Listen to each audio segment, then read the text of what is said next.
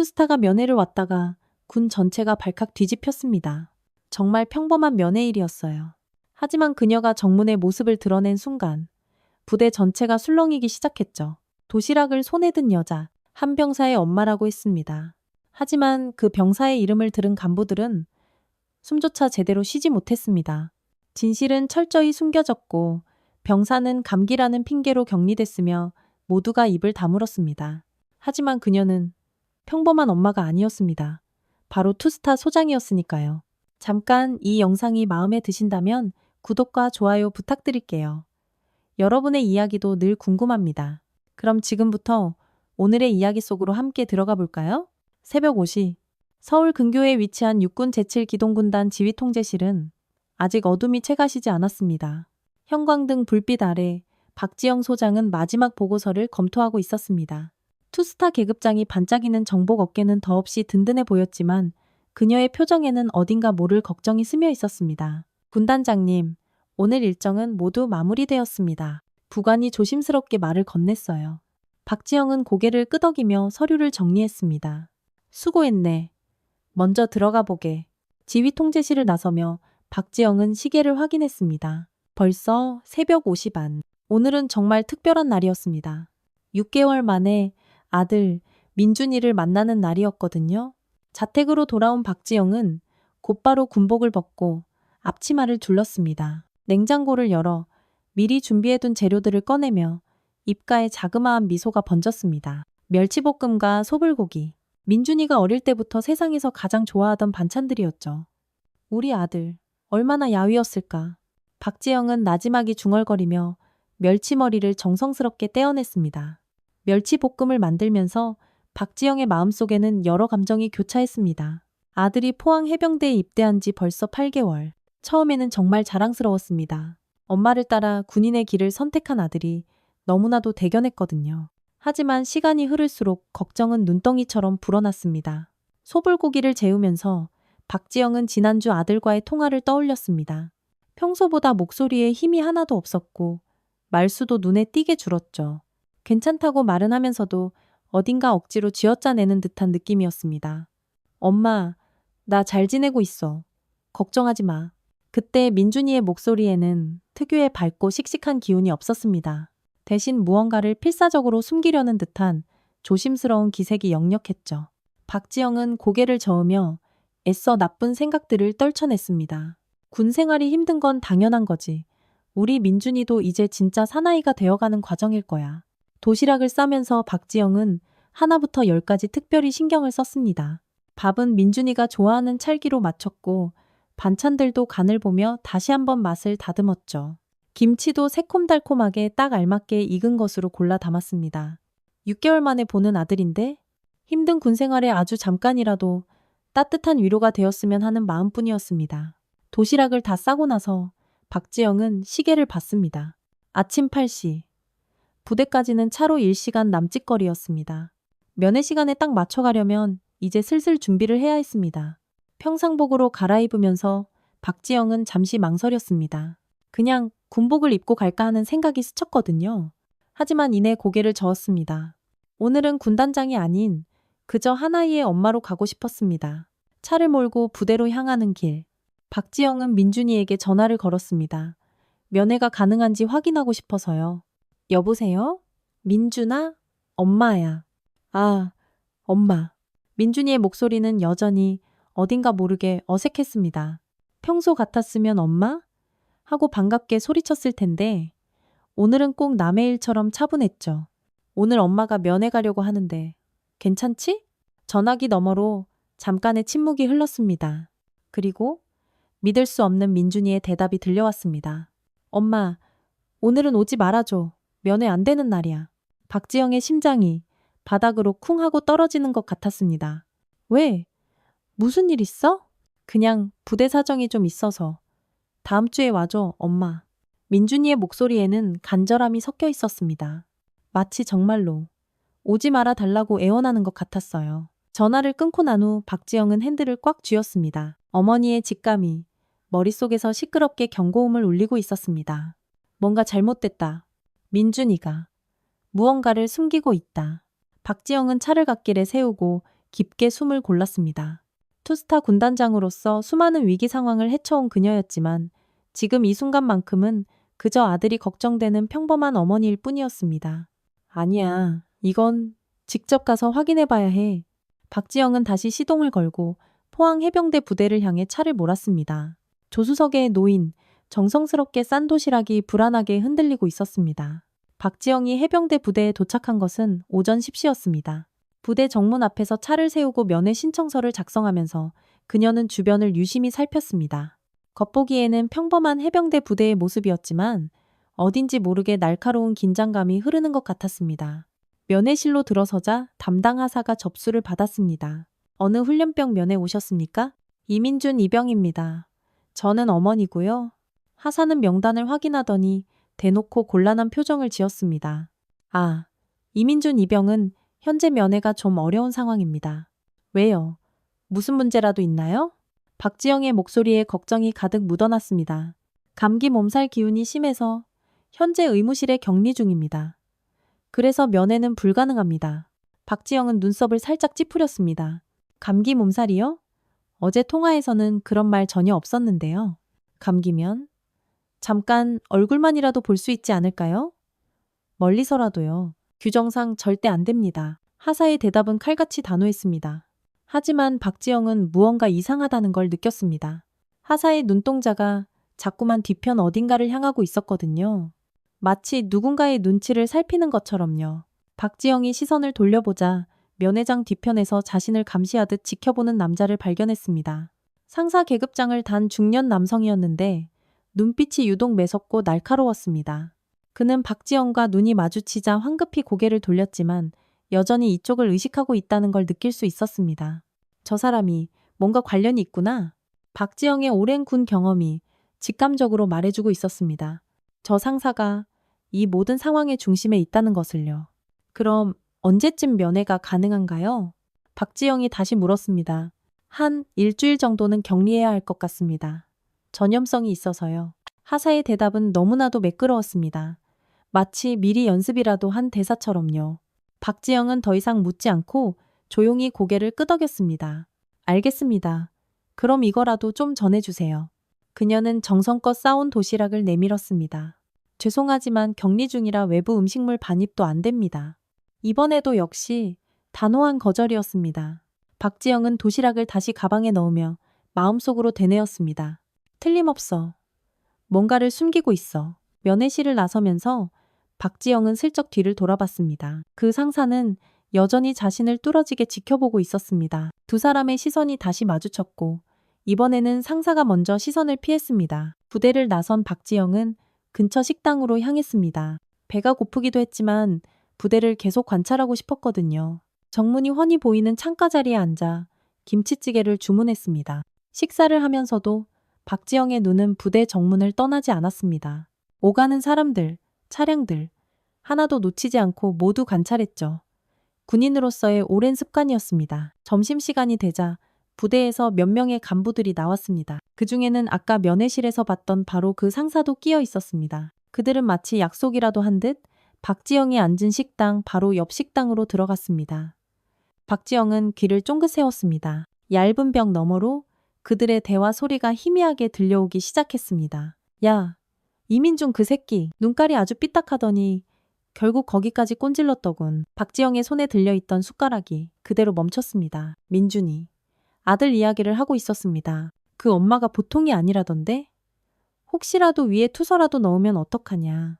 이번에는 다른 목소리였습니다. 좀 더 나이 들어 보이는 목소리였죠. 감기라고 둘러댔으니까 증거 있나? 애들 입단속은 확실히 시켜놨고. 첫 번째 목소리. 아까 그 상사의 목소리가 다시 들려왔습니다. 박지영의 온몸에 소름이 쫙 돋았습니다. 감기가 아니었어. 민준이에게 무슨 일이 생겼고 저들은 그것을 은폐하려 하고 있었습니다. 거기까지 닿았다는 게 무슨 의미일까?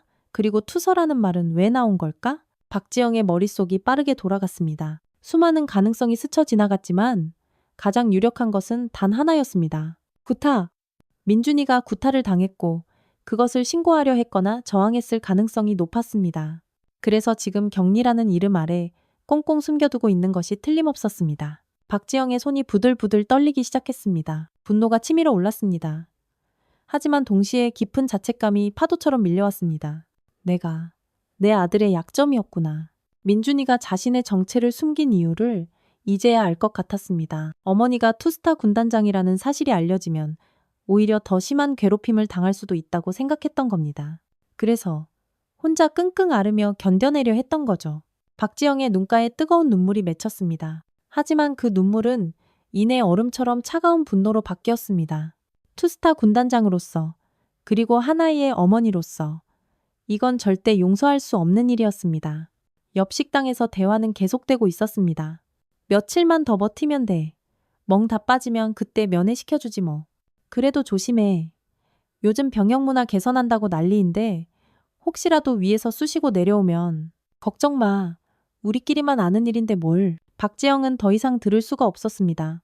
자리에서 일어나 계산을 하고 식당을 나왔습니다. 주차장에서 차에 앉아 핸들을 부서져라 꽉 쥐었습니다. 민준아, 엄마가 너무 늦어서 미안해. 박지영은 깊게 숨을 쉬고 시동을 걸었습니다. 내일 다시 오겠다고 마음먹었습니다. 하지만 이번에는 완전히 다른 모습으로 올 생각이었습니다. 차를 몰며 박지영은 결심했습니다. 내일은 한 아이의 평범한 어머니가 아닌 육군 제7기동 군단장으로 오겠다고 말입니다. 다음날 새벽, 박지영은 평소보다 훨씬 일찍 일어났습니다. 거울 앞에 서서 정복을 차례대로 입어나갔습니다. 칼같이 달인 정복 바지, 단추 하나하나 정확히 맞춘 정복상에, 그리고 가슴에 달린 수많은 훈장들. 마지막으로 어깨에 투스타 계급장을 달았습니다. 거울 속 자신을 바라보며 박지영은 깊게 숨을 쉬었습니다. 오늘은 하나이의 어머니가 아닌 대한민국 육군 소장으로 그곳에 가는 것입니다. 명패도 챙겼습니다. 육군 제7기동 군단장 소장 박지영이라고 선명하게 새겨진 명패를 정복 주머니에 넣었습니다. 평소라면 이런 걸 굳이 챙기지 않았겠지만 오늘은 반드시 필요했습니다. 부대로 향하는 길. 박지영은 어제 들었던 그들의 대화를 다시 떠올렸습니다. 그들의 목소리, 말투, 그리고 무언가를 숨기려는 비겁한 태도. 모든 것이 명확했습니다. 민준이에게 일어난 일은 단순한 사고가 아니었습니다. 해병대 부대에 도착한 박지영은 차에서 내려 정복 매무새를 다시 한번 정돈했습니다. 구두도 어제보다 더 반짝이게 닦아왔습니다. 모든 것이 완벽해야 했습니다. 면회실로 들어서자 어제와 같은 하사가 접수대에 앉아 있었습니다. 그는 박지영을 보더니 어제 왔던 얼굴이라 기억하는 듯 했습니다. 아, 어제 오셨던 분이시죠? 말씀드렸다시피 이민준 이병은 아직... 잠깐. 박지영이 차분하지만 단호하게 말을 끊었습니다. 그녀는 주머니에서 명패를 꺼내 접수대 위에 탁 소리가 나게 올려놓았습니다. 하사의 눈이 명패에 그대로 고정되었고 그의 얼굴이 순식간에 새하얗게 질렸습니다. 나는 육군 제7기동 군단장 박지영 소장이요. 하사는 몇 번이나 눈을 깜빡이더니 허둥지둥 자리에서 벌떡 일어났습니다. 군단장님? 지금부터 이 부대의 병영 환경에 대해 내가 직접 조사하겠소. 이민준 이병의 면회를 요청합니다. 그런데 군단장님, 저희는 해병대 소속이라 내가 지금 묻는 것은 군간의 예의를 따지자는 게 아니오. 한 병사의 어머니로서 그리고 대한민국 군 간부로서 정당한 요구를 하는 것이오. 박지영의 목소리는 차분했지만 거부할 수 없는 위압감이 실려 있었습니다. 수많은 부하들을 이끌어온 지휘관의 카리스마가 뿜어져 나왔습니다. 하사는 어쩔 줄 몰라 하며 슬쩍 뒤를 돌아봤습니다.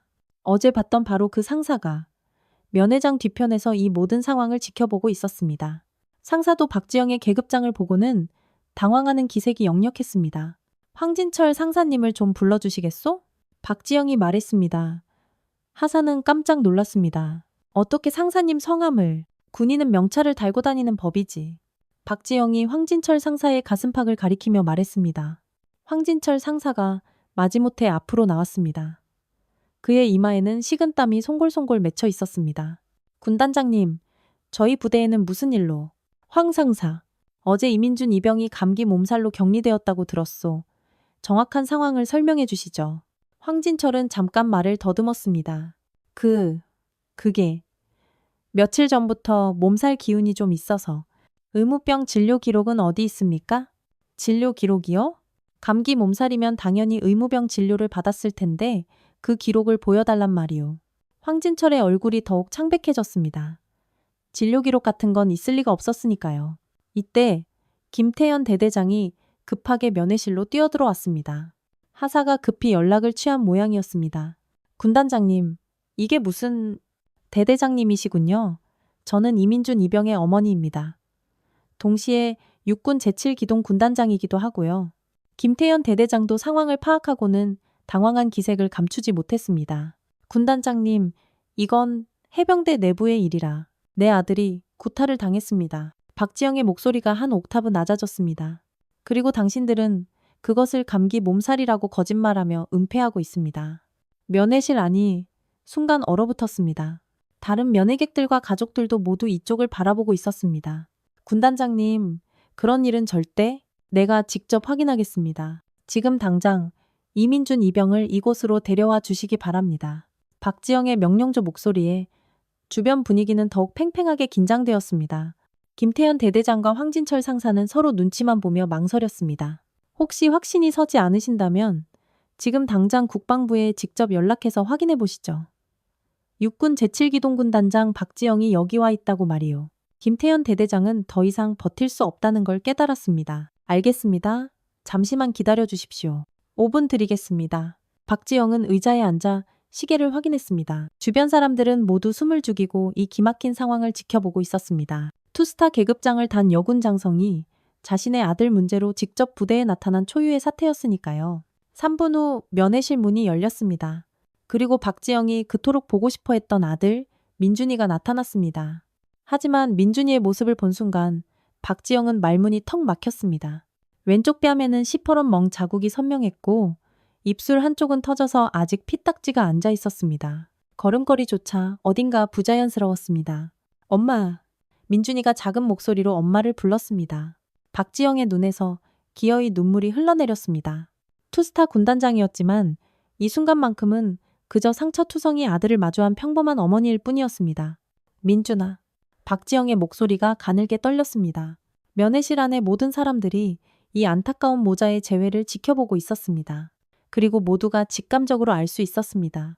대체 무슨 일이 벌어졌는지를요. 엄마, 나 괜찮아. 그냥 훈련받다가.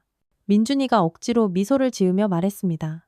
하지만 그의 목소리는 사시나무처럼 떨리고 있었고 눈동자는 불안하게 흔들리고 있었습니다. 박지영은 천천히 자리에서 일어나 아들에게로 다가갔습니다. 가까이서 본 아들의 얼굴은 더욱 참담했습니다. 왼쪽 관자놀이 부근에도 희미한 멍자국이 있었고 목 뒤쪽에는 선명한 손가락 자국 같은 것도 보였습니다. 민준아, 엄마 눈 똑바로 봐. 박지영이 부드럽게 말했습니다. 훈련 중에 정말 이렇게 맞았다고 말할 수 있어? 민준이는 고개를 돌리며 대답을 피했습니다. 그러나 그의 시선이 면회실 뒤편으로 향하는 것을 박지영은 놓치지 않았습니다. 황진철 상사가 서 있는 바로 그곳이었습니다. 그 순간 박지영은 모든 것을 이해했습니다.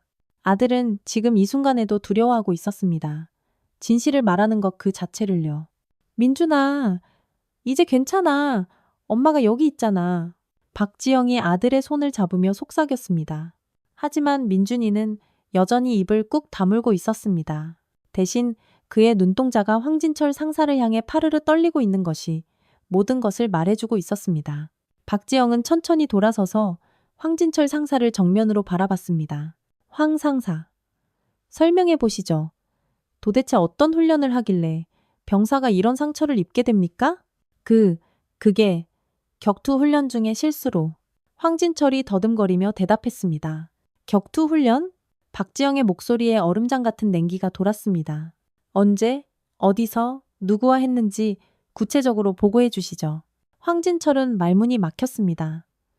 급하게 둘러댄 거짓말이라 구체적인 내용이 있을 리 없었거든요. 이때 면회실 뒤편에서 한 병사가 조용히 다가왔습니다. 민준이와 동기인 듯 보이는 앳된 얼굴의 병사였습니다. 군단장님, 그 병사가 떨리는 목소리로 입을 열었습니다. 저 말씀드릴 것이 있습니다. 김태현 대대장이 화들짝 놀라며 그 병사를 제지하려 했습니다. 이준서, 너 지금 뭐 하는 거야? 하지만 박지영이 손을 들어 대대장을 막았습니다. 말해보세요. 병사. 이준서 이병은 잠깐 황진철 상사를 쳐다보더니 이내 용기를 내어 말했습니다. 민준이는 맞았습니다. 황 상사님한테요. 면회실의 순간 찬물을 끼얹은 듯한 정적이 흘렀습니다. 다른 면회객들도 모두 숨을 죽이고 이 믿을 수 없는 상황을 지켜보고 있었습니다. 언제였소? 박지영이 차분하게 물었습니다. 사흘 전 저녁이었습니다. 민준이가 부당한 일에 항의했는데 이준서, 당장 입 닥치지 못해 황진철 상사가 고함을 질렀습니다. 하지만 이준서는 멈추지 않았습니다. 황 상사님이 후임들한테 개인적인 심부름을 시키는 걸 민준이가 그만하시라고 말렸거든요. 그랬더니 황 상사님이 화를 내시면서 그만하라고 황진철이 이준서에게 다가가려 했지만 박지영이 앞을 막아섰습니다. 계속 말하세요. 박지영의 목소리는 바위처럼 단단했습니다. 이준서는 눈물을 글썽이며 말을 이었습니다. 민준이를 따로 불러내서 주먹으로 때렸습니다. 10대도 넘게요. 그리고 다른 애들한테는 입 다물라고 협박했습니다. 박지영은 아들을 바라봤습니다. 민준이는 고개를 푹 숙이고 있었지만 더 이상 부인하지는 않았습니다. 민준아, 이제 엄마한테 말해줄 수 있겠니? 민준이가 천천히 고개를 들었습니다. 그의 눈에도 뜨거운 눈물이 맺혀 있었습니다. 엄마 미안해요. 엄마가 투스타 군단장이라는 걸 절대 말할 수 없었어요. 왜? 말하면 더 괴롭힘 당할 것 같았어요. 군단장 아들이 뭘 잘났다고 나대냐고 하면서 더 심하게 당할 것 같았거든요. 박지영의 가슴이 미어지는 것 같았습니다. 아들이 자신을 보호하기 위해 이 모든 고통을 혼자 견뎌왔다는 사실이 심장을 칼로 베는 듯 아팠습니다. 그래서 혼자 참았던 거구나. 네, 죄송해요 엄마. 박지영은 아들을 꼭 안아주고 싶었지만 지금은 그보다 더 중요한 일이 있었습니다. 이런 끔찍한 일이 다시는 일어나지 않도록 뿌리 뽑는 것이요. 그녀는 황진철 상사를 차갑게 바라봤습니다. 황 상사, 이제 진실을 말씀해 주시죠. 황진철은 이미 변명할 여지가 없다는 것을 알고 있었습니다. 이준서의 증언과 민준이의 상처가 모든 것을 남김없이 증명하고 있었으니까요. 군단장님, 저는 지금부터 이 부대의 모든 간부를 소집하겠습니다. 박지영이 김태현 대대장을 향해 말했습니다. 그리고 이런 일이 또 있었는지 전수조사하겠습니다. 김태현 대대장의 얼굴이 하얗게 질렸습니다. 군단장님, 이건 해병대 지휘 개통이 문제가 아닙니다. 대한민국 군인으로서의 기본이 문제입니다. 박지영의 목소리에는 더 이상 개인적인 감정이 섞여 있지 않았습니다. 오직 군 간부로서의 냉철함과 분노만이 남아 있었습니다. 30분 안에 모든 간부를 회의실로 집합시켜 주시기 바랍니다. 그리고 최근 3개월간 징계받은 병사들의 명단도 전부 준비해 주세요. 면회실 안에 다른 부모들도 이 상황을 지켜보며 웅성거리기 시작했습니다. 누군가는 이 기가 막힌 상황을 휴대폰으로 촬영하기도 했습니다. 박지영은 민준이의 어깨에 손을 올리며 말했습니다. 이제 괜찮아 민준아. 엄마가 모든 걸 바로잡을 테니까. 그리고 황진철 상사를 마지막으로 바라보며 얼음처럼 차가운 목소리로 말했습니다. 황 상사, 당신은 지금부터 군 검찰에 정식으로 신고될 예정입니다. 그 전까지 어떤 병사에게도 접근하지 마십시오. 30분 후 해병대 제1사단 13연대 회의실에는 모든 간부들이 얼음처럼 굳은 채로 앉아 있었습니다. 중대장, 소대장, 각 보직 간부들까지 총 15명이 모였습니다. 회의실 앞쪽에는 박지영 소장이 서 있었고 그녀의 투스타 계급장이 형광등 불빛 아래 서늘하게 번뜩이고 있었습니다. 먼저 자기소개를 하겠습니다. 박지영이 차분하게 말을 시작했습니다. 나는 육군 제7기동 군단장 박지영 소장입니다.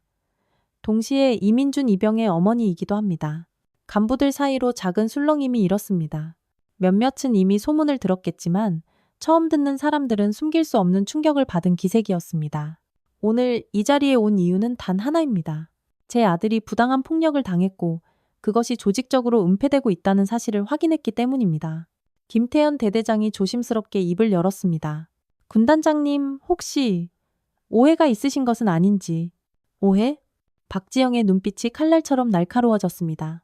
그럼 제가 직접 본 제 아들의 온몸에 가득한 멍자국들도 오해입니까? 회의실이 물을 끼얹은 듯 조용해졌습니다. 박지영은 테이블 위에 준비해온 사진들을 펼쳤습니다. 민준이의 상처 부위를 하나하나 촬영한 사진들이었습니다. 왼쪽 뺨에 멍, 터진 입술, 목 뒤에 손가락 자국. 이것들이 훈련 중에 생긴 상처라고 보십니까? 간부들은 누구 하나 대답하지 못했습니다. 사진 속 상처들은 명백한 구타의 흔적, 그 자체였습니다.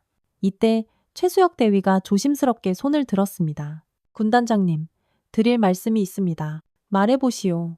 최수혁은 잠깐 주변의 눈치를 살피더니 용기를 내어 말했습니다. 죄송합니다. 몇 주 전부터 병사들 사이에서 구타가 반복되고 있다는 사실을 알고 있었습니다. 김태현 대대장의 얼굴이 새파랗게 질렸습니다. 최대위, 지금 무슨 소리를 하는 거야? 하지만 최수혁은 멈추지 않았습니다. 황진철 상사와 일부 간부들이 직접 병사들을 폭행하는 것을 목격했습니다. 그리고 대대장님께 보고드렸습니다. 박지영의 시선이 김태현 대대장에게로 향했습니다. 그 보고를 받고 어떤 조치를 취했습니까? 김태현은 한참 동안 입을 다물고 있다가 마지못해 대답했습니다. 내부적으로 조용히 해결하고 외부에 알리지 말라고 했습니다. 외부에 알리지 말라고요? 박지영의 목소리가 한 옥타브 높아졌습니다. 병사가 얻어맞고 있는데 그것을 외부에 알리지 말라고 지시했단 말입니까? 그게 부대 이미지를 생각해서. 부대 이미지? 박지영이 책상을 손바닥으로 쾅 하고 내리쳤습니다. 병사들의 안전보다 썩어빠진 부대 이미지가 더 중요하다는 말입니까? 지금 회의실 안이 완전히 얼어붙었습니다. 박지영의 분노가 절정에 달했다는 것을 그 자리에 있는 모두가 느낄 수 있었습니다. 최대위, 다른 피해 병사들이 더 있습니까? 네, 있습니다. 최근 3개월간 최소 5명 이상이 비슷한 일을 당했습니다. 박지영은 고개를 끄덕이며 김태현을 바라봤습니다. 대대장님, 피해 병사들의 명단을 지금 당장 작성해 주시기 바랍니다. 그리고 그 부모님들께 제가 직접 연락을 드려야겠습니다. 군단장님, 그렇게 되면 일이 너무 커집니다. 일이 크다고요? 박지영이 차갑게 비웃었습니다. 이미 충분히 큰일입니다. 대한민국 군대 안에서 나라 지키러 온 우리 아들들이 구타당하고 있는데 이보다 더 큰 일이 어디 있습니까? 이때 회의실 문이 열리며 몇 명의 병사들이 들어왔습니다. 앞서 면회실에서 용기 내 증언했던 이준서와 다른 병사들이 함께였습니다. 군단장님, 저희도 드릴 말씀이 있습니다. 이준서가 떨리는 목소리로 말했습니다. 박지영은 고개를 끄덕였습니다. 말해보세요. 이준서 옆에 있던 한 병사가 울먹이며 말을 시작했습니다. 저희는 황 상사님이 너무 무서워서 아무 말도 못했습니다. 말 안 들으면 민준이처럼 만들어버린다고 협박받았거든요. 다른 병사가 이어서 말했습니다. 민준이가 맞고 나서부터 황 상사님이 다른 애들한테도 입 잘못 놀리면 민준이보다 더 심하게 만들어준다고 했습니다. 박지영의 주먹이 저절로 꽉 쥐어졌습니다. 자신의 아들이 다른 병사들을 위협하는 도구로 이용되고 있었다는 사실에 분노가 머리끝까지 치밀었습니다. 또 다른 피해 사례가 있으면 모두 말해보세요. 세 번째 병사가 소매를 걷어 올렸습니다. 팔뚝에 시퍼런 멍자국이 선명하게 보였습니다. 일주일 전에 당했습니다. 청소를 제대로 안 했다는 이유로. 네 번째 병사도 이마에 상처를 가리키며 말했습니다. 저는 열흘 전에 면회 오신 부모님께 말씀드리려고 했는데 황 상사님이 그걸 알고는 박지영은 더 이상 들을 수가 없었습니다. 상황이 생각했던 것보다 훨씬 더 심각했습니다. 최대위, 이런 상황들을 언제부터 알고 있었습니까? 한 달 전쯤부터입니다. 처음에는 개별적인 사건들인 줄 알았는데 나중에 보니 조직적이었습니다. 조직적이라는 게 무슨 의미입니까? 최수혁이 망설이다가 입을 열었습니다. 황 상사님뿐만 아니라 다른 간부들도 일부 알고 있었습니다. 그리고 서로 눈 감아주고 있었습니다. 박지영의 시선이 회의실 안의 모든 간부들을 날카롭게 훑었습니다. 몇몇은 고개를 푹 숙이고 있었고 몇몇은 애써 시선을 피하고 있었습니다. 지금 이 자리에 있는 간부 중에서 이런 끔찍한 일들을 알면서도 묵인한 사람이 또 있습니까? 길고 무거운 침묵이 흘렀습니다. 마침내 한 소대장이 떨리는 목소리로 말했습니다. 저도 알고 있었습니다. 하지만 감히 말을 꺼낼 수가 없었습니다. 왜 못했습니까? 황 상사님이 선임이시고 그리고 대대장님께서도 조용히 처리하라고 하셔서. 박지영은 깊게 숨을 쉬었습니다. 문제는 황진철 상사 개인이 아니었습니다. 이 부대 전체의 시스템이 뿌리부터 썩어 있었던 것입니다. 이제 모든 게 명확해졌습니다. 박지영이 차분하지만 바위처럼 단호한 목소리로 말했습니다. 지금부터 이 부대에 대한 전면적인 조사가 시작될 것입니다. 박지영은 회의실 앞쪽으로 나와 모든 간부들을 차례로 바라봤습니다. 그들의 얼굴에는 두려움과 후회가 뒤섞여 있었습니다. 30년 군 생활을 해온 박지영에게 이런 상황이 낯설지는 않았지만 자신의 아들이 피해자라는 사실이 모든 것을 다르게 만들었습니다. 지금부터 내가 하는 말은 명령이다. 박지영의 목소리에 확고한 의지가 담겨 있었습니다. 첫째, 황진철 상사는 즉시 모든 병사와의 접촉을 금지한다. 둘째, 피해 병사들의 모든 부모님께 오늘 안으로 연락을 드려 이 모든 상황을 정확하게 설명할 것이다. 김태현 대대장이 급하게 일어났습니다. 군단장님, 그렇게 되면 언론에 알려질 수도. 언론에 알려지는 게 문제가 아니요. 박지영이 단호하게 말을 끊었습니다. 문제는 이런 야만적인 일이 지금까지 계속되어 왔다는 사실 그 자체요. 회의실 뒤편에 서 있던 황진철 상사가 떨리는 목소리로 말했습니다. 군단장님, 저는 그냥 군기를 좀 잡으려고. 군기. 박지영이 황진철을 정면으로 쏘아봤습니다. 병사를 주먹으로 때리고 짓밟는 것이 군기란 말인가? 다른 병사들을 협박해서 공포에 떨게 하는 것이 군기란 말인가? 황진철은 더 이상 아무런 변명도 찾지 못했습니다. 그는 그대로 무릎을 꿇고 바닥에 주저앉더니 엉엉 울기 시작했습니다. 죄송합니다. 정말 죄송합니다. 하지만 박지영의 표정은 조금도 누그러지지 않았습니다. 지금 당신이 사과한다고 해서 해결될 문제가 아니오. 당신이 한 짓들은 단순한 실수가 아니라 명백한 범죄니까. 이때 회의실 문이 벌컥 열리며 한 명의 중년 여성이 급하게 들어왔습니다. 이준서 이병의 어머니였습니다. 아들에게서 급히 연락을 받고 한달음에 달려온 것 같았습니다. 우리 준서가 우리 아들이 맞았다는 게 정말이에요? 그녀의 목소리는 분노와 슬픔으로 떨리고 있었습니다. 박지영은 이준서의 어머니를 바라보며 무겁게 고개를 끄덕였습니다. 네, 어머님. 안타깝게도 사실입니다. 제 아들뿐만 아니라 여러 병사들이 똑같은 피해를 당했습니다. 이준서의 어머니는 황진철 상사를 쏘아보더니 분노로 몸을 떨기 시작했습니다. 어떻게 이럴 수가 있습니까? 우리가 나라 지키라고 보낸 귀한 자식들을 어떻게 당신들이 때리고 짓밟을 수가 있어요. 곧이어 다른 부모님들도 하나둘씩 들어오기 시작했습니다. 병사들이 급히 연락을 취한 모양이었습니다. 회의실은 금세 눈물과 분노로 가득 찬 피해 병사들의 부모님들로 가득 찼습니다. 한 아버지가 분노의 찬 목소리로 소리쳤습니다. 우리 애가 왜 요즘 전화할 때마다 그렇게 기운이 없었는지 이제야 알겠네. 이게만도 못한 놈들아. 다른 어머니는 울면서 말했습니다. 면회 와도 자꾸 괜찮다고만 하더니 등 뒤에서는 이런 끔찍한 일이 있었던 거였네요. 아이고, 내 아들. 박지영은 부모님들의 마음을 그 누구보다 잘 이해할 수 있었습니다. 자신도 똑같은 심정이었으니까요. 그녀는 부모님들을 향해 차분하지만 힘있는 목소리로 말했습니다. 부모님들, 저는 육군 제7기동 군단장 박지영입니다. 동시에 여러분과 똑같이 피해를 당한 이민준 이병의 어머니이기도 합니다. 제가 이 문제 반드시 제 모든 것을 걸고 끝까지 해결하겠습니다. 부모님들 중 한 분이 물었습니다. 어떻게 해결하실 겁니까? 먼저 군 검찰에 정식으로 수사를 의뢰하겠습니다. 그리고 국방부에 이 부대의 전면적인 감사를 요청하겠습니다. 다시는 이런 일이 일어나지 않도록 이 썩어빠진 시스템 자체를 바꿔야 합니다. 김태현 대대장이 마지막으로 애원하듯 말했습니다. 군단장님, 부디 저희가 내부적으로 처리하게. 제발, 내부적으로 처리? 박지영의 목소리가 얼음처럼 차가워졌습니다. 지금까지 내부적으로 조용히 처리한 결과가 바로 이것입니다. 더 이상 당신들이 말하는 내부적인 처리는 없습니다. 그녀는 부모님들을 향해 돌아서며 말했습니다. 부모님들께서는 각자 아이들의 상처를 사진으로 모두 찍어두시기 바랍니다. 그리고 병원에서 진단서도 반드시 받으시고요. 모든 것이 저 악마들을 처벌할 증거가 될 것입니다. 최수혁 대위가 조심스럽게 말했습니다. 군단장님, 저도 책임을 지겠습니다. 제가 좀 더 일찍 더 강하게 나섰어야 했는데 죄송합니다. 박지영은 최수혁을 바라보며 말했습니다. 최 대위, 당신은 적어도 양심이 있었소. 보고도 했고 오늘 진실을 말하는 용기도 보여줬고 하지만 앞으로는 더 용감해져야 하오. 네, 명심하겠습니다. 박지영은 회의실 안에 모든 사람들을 둘러보며 마지막 말을 했습니다.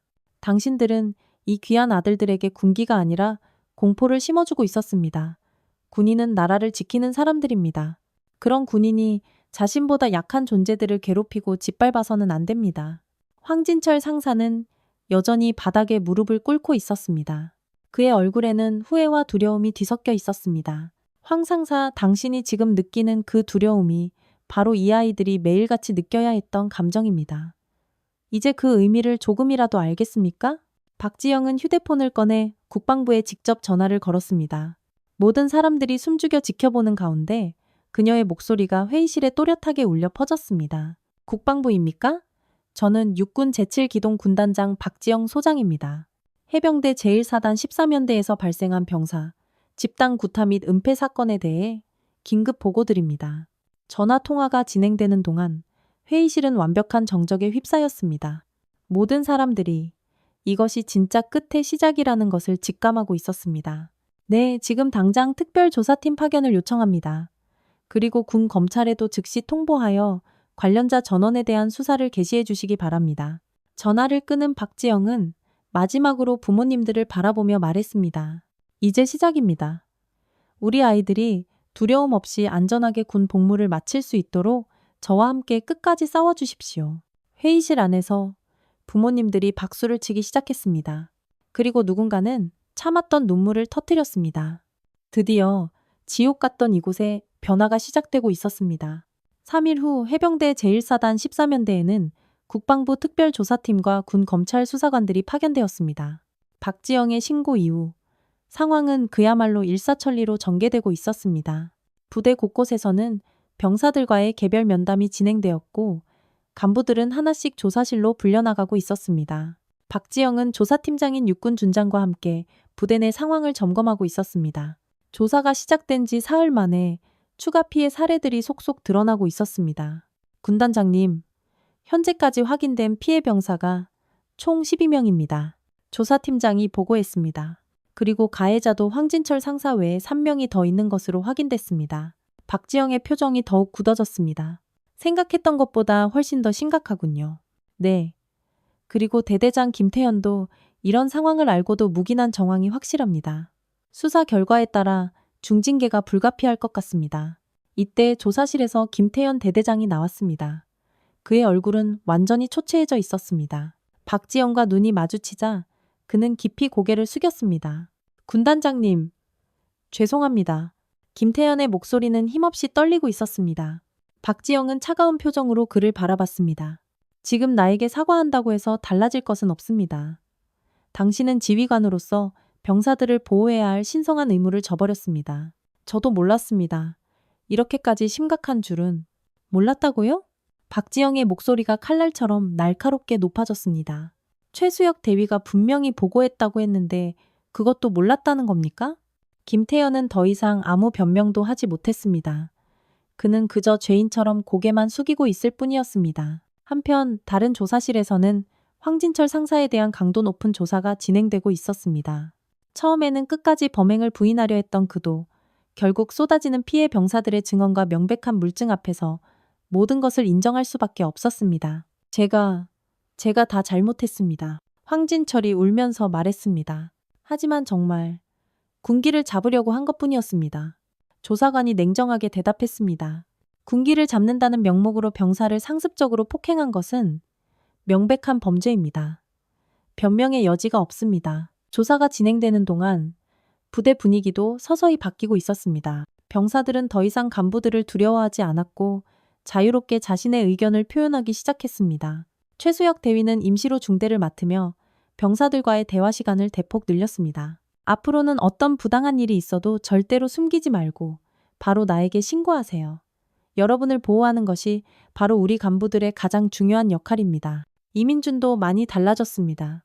처음에는 어머니가 직접 나선 것을 부담스러워했지만 이제는 오히려 자랑스러워하고 있었습니다.